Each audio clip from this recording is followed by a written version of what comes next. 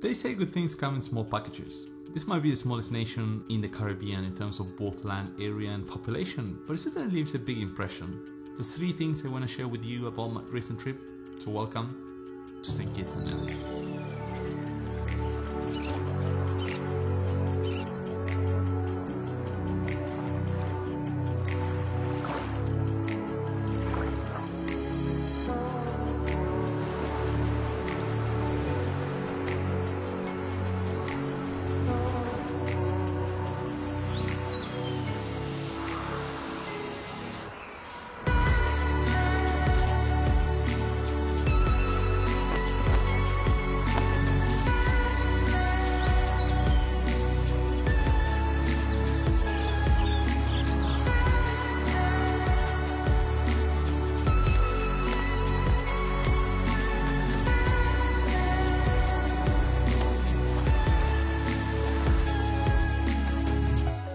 So I spent time in St. Kitts and Nevis just before the pandemic, and there's some things I want to share with you today that go beyond the usual top things to do.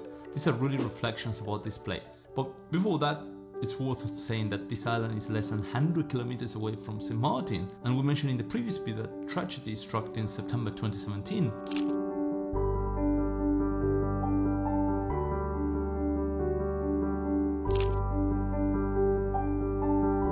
Luckily for St. Kitts and Nevis, the impact was minor and life returned to normal for most of the population right after the event.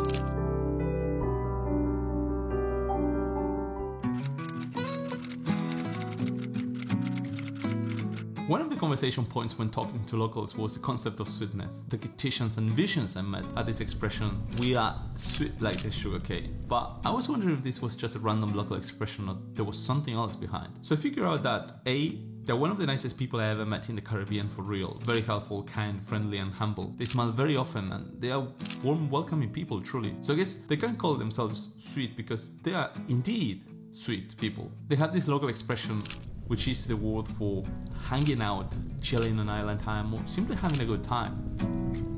B. St. Kitts was known as the sugarcane island. In fact, it was the richest British colony per capita in the Caribbean for a long time, and the world's leader in sugarcane cultivation. An inspiration for the Industrial Revolution in the process. They had sugar production for more than 300 years before ending in 2005. And today they're still known as the Sugar City. But actually what's interesting is that this wasn't the first crop to be cultivated for export. The first English governor, Sir Thomas Warner, started a tobacco plantation in 1624, but soon moved to sugar after facing stiff competition. So there's a 17th century state where we can still see tobacco plants growing. Oh, by the way, this English governor also changed the name of the island. Originally it was named St. Christopher, as Christopher Columbus visited the island on his second trip in 1493. I think it's also worth mentioning that St. Kitts is the larger of the 2 islands, and in fact it was formed by volcanoes, all of them which are now dormant. The natural landscape of the island is absolutely impressive. Literally we can do any hiking trail we want. The tallest volcano is around 1,200 meters and apparently erupted 200 years ago. Mount Liamuiga,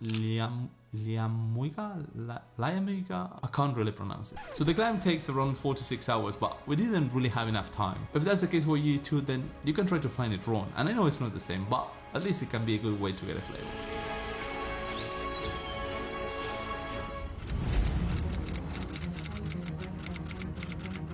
So there's something truly special about time. This is not just in St. Kitts, but I've seen it in few other islands. Perhaps I started to pay more attention in St. Kitts. Things just don't always happen as quickly or as precisely as we might be used to. Obviously this changes from island to island and feels like they have their own unique set of clocks. Potentially this can drive many visitors crazy the first few days. I can imagine that after rushing to put things in order at work, running to the shop, packing and heading to the airport, some of us might arrive to the island in this sort of a race mode. So I think it's important to understand and respect that people from the island don't share the same sense of time pressure. I've seen visitors becoming angry if locals don't respond as quickly or as efficiently as they want. And there are really 2 ways to deal with the situation. Either adapt or fight it. Yes, we all know that sometimes we have limited time and we want to fit as much as we can and enjoy every activity as much as possible.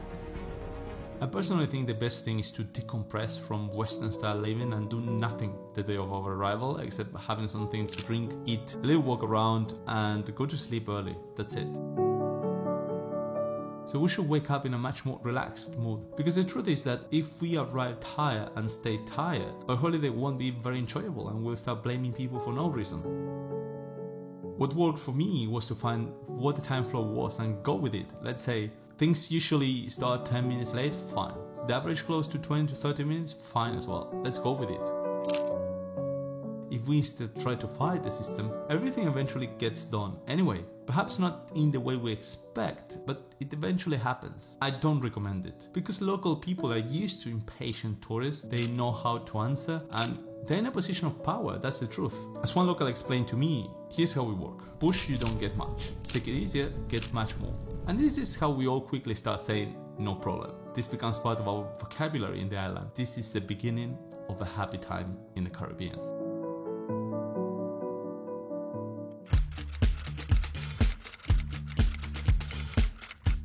When we think of a Caribbean island, we might picture palm trees and white sand. Well, St. Kitts is an exception to that stereotype. While they do have all that, it's worth mentioning that not everything in St. Kitts is like that. In fact, St. Kitts and many other Caribbean islands are volcanic. So the beaches are actually black sand beaches or a mix of black and white sand. We can go to the calm Caribbean Sea on the south and the beautiful Atlantic Ocean on the north side of the island. At the end of the trip, we spent some time on the beach. I didn't want this to end, as I was enjoying really everything about this island. I personally learned a lot from St. Kitts and their culture.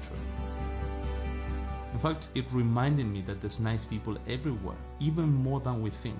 It took me back centuries ago and made me reflect about sugar production and slavery, because even though St. Kitts was a rich colony, the slaves had very harsh living and working conditions, and many of them couldn't survive.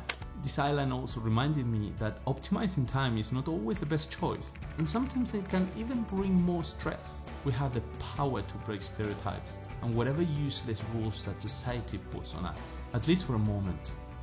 Let's be real. Let's be us.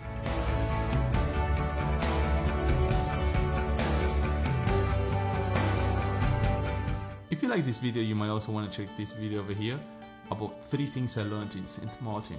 Thanks for watching and see you next time.